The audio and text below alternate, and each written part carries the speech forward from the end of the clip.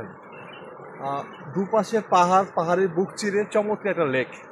ঠিক লেকের পাশে এরকম একটা ঝিরি, এবং ঝিরির যে শব্দ, এটা সত্যি মনোমুগ্ধকর। একটা অন্যরকম ভালো লাগা তৈরি হয় নিজের মধ্যে।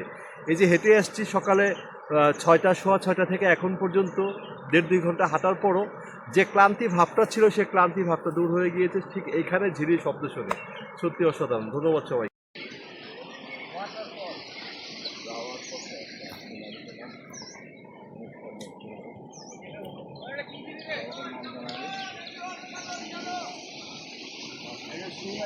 পাহাড়ের ঠিক পাদদেশে সমতল একটা জায়গা, সমতল জায়গার ঠিক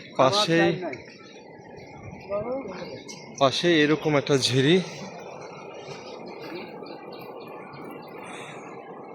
ওহ, ঝিরির শব্দটা সত্যি অসাধারণ।